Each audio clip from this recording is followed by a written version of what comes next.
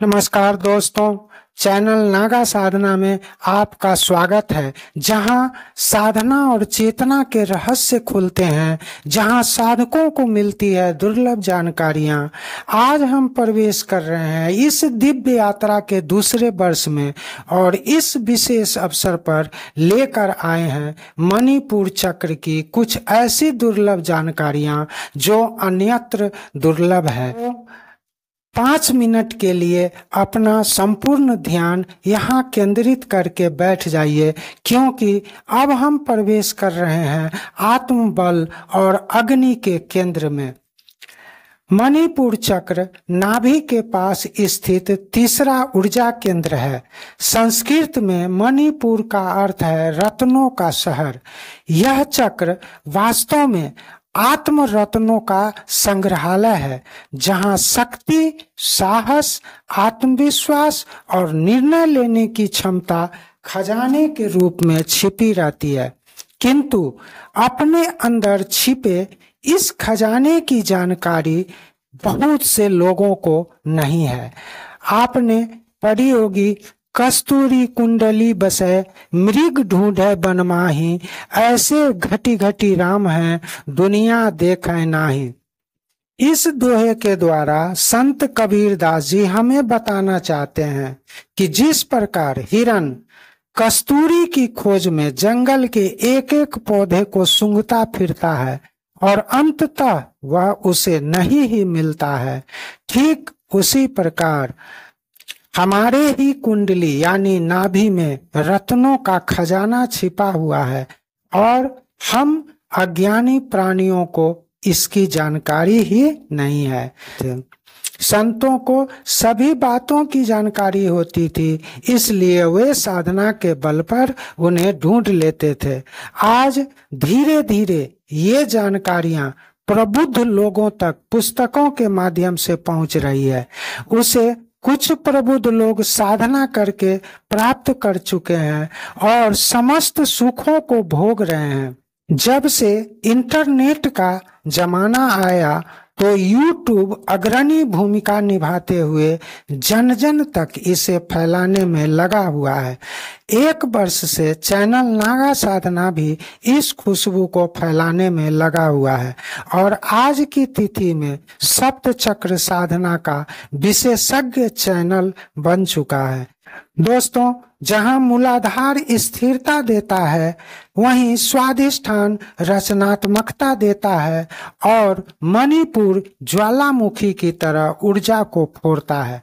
यदि किसी व्यक्ति को आत्मसंदेह, डर या क्रोध की समस्या है तो निश्चय ही उनका मणिपुर चक्र असंतुलित है।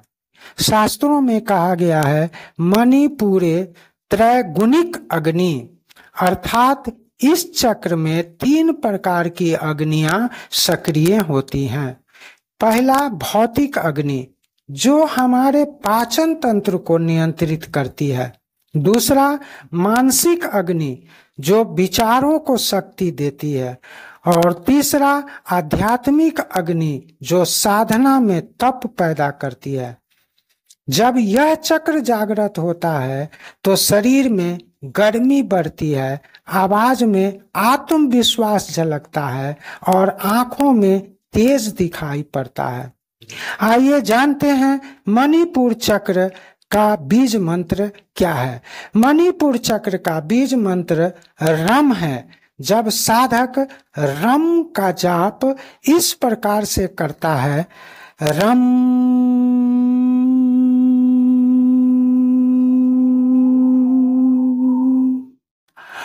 रम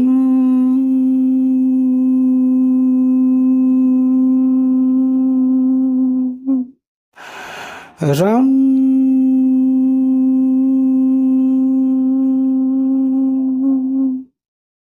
तो नाभि के चारों ओर गर्मी और कंपन महसूस होती है।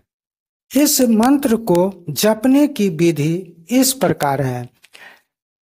पद्मासन या सुखासन में बैठें, आंखें बंद करें, नाभि पर ध्यान केंद्रित करें, धीमे स्वर में 108 बार रम बीज मंत्र का जाप बताए गए तरह से करें और जाप के समय अपने पीले रंग के 10 पंखुड़ियों वाले कमल को कल्पना में क्लॉकवाइज यानी घड़ी के सुई की दिशा में घूमते हुए देखते रहें।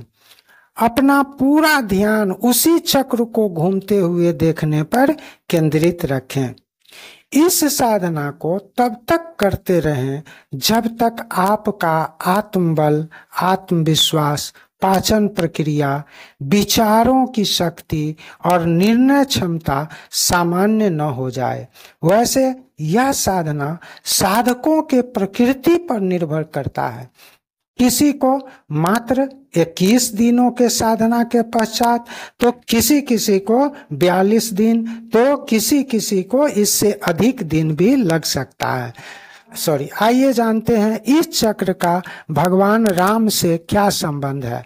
भगवान राम का मणिपुर चक्र से गहरा संबंध है। बहुत कम साधक इस बात को जानते हैं कि इस चक्र के अधिष्ठाता देवता प्रभु श्री राम है। राम केवल एक राजा नहीं बल्कि धैर्य, संयम और मर्यादा के प्रतीक हैं।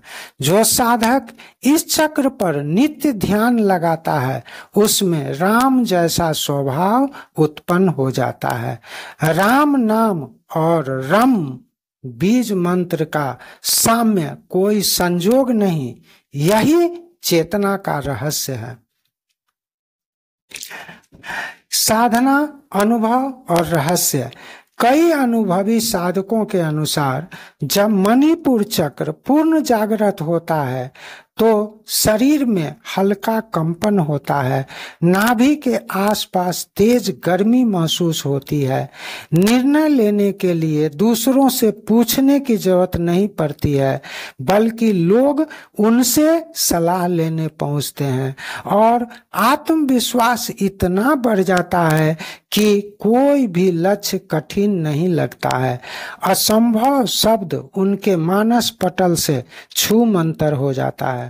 यदि आप भी अपने अंदर ये सब गुण विकसित करके किसी भी असंभव को संभव कर लेना चाहते हैं तो अब विलंब ना करें। ध्यान रहे, यदि यह चक्र असंतुलित हो जाए तो व्यक्ति को पेट संबंधी बीमारियां, घबराहट और क्रोध की अधिकता महसूस होने लगती है। उस व्यक्ति का क्रोध ही उसके विनाश का कारण बन जाता है। जानते हैं इस चक्र के कुछ दुर्लभ तथ्य को। यह चक्र ब्रह्मांडीय ऊर्जा का पहला ठोस अनुभव कराता है। इस चक्र से व्यक्ति संकल्प सिद्धि प्राप्त कर लेता है। इस चक्र से ही उदर बुद्धि जुड़ी है, जिसे योग में चेतना के आदेश केंद्र की संज्ञा दी गई है। प्राचीन ग्रंथ सत चक्र निर्माण में इसे तपोभूमि कहा गया है, यानी यहीं से तप की शुरुआत होती है। इस तरह हम इस निष्कर्ष पर पहुंचते हैं कि मणिपुर चक्र सिर्फ एक ऊर्जा केंद्र नहीं बल्कि आपकी संकल्प शक्ति का सिंहासन है। यदि आप इसे जागृत करना सीख गए तो जीवन के हर क्षेत्र में सफलता आपका साथ देगी। इस पहली वर्षगांठ पर हम यह संकल्प लें कि हम अपनी भीतरी अग्नि केंद्र को जागृत करेंगे और एक सशक्त साधक बनकर अपने जीवन को फूलों का गुलदस्ता बना डालेंगे। यही प्रत्येक मानव का धर्म है जिस पर हमें विजय पानी है। यदि आपको यह वीडियो उपयोगी लगा हो तो इसे लाइक करें, दोस्तों में शेयर करें और चैनल नागा साधना को सब्सक्राइब करके इसे सफल साथी बनावें। अभी तक वीडियो में बने रहने के लिए आपका बहुत बहुत आभार। मिलता हूं अगले वीडियो में, तब तक के लिए आज्ञा दीजिए। नमस्कार, जय हिंद, जय भारत।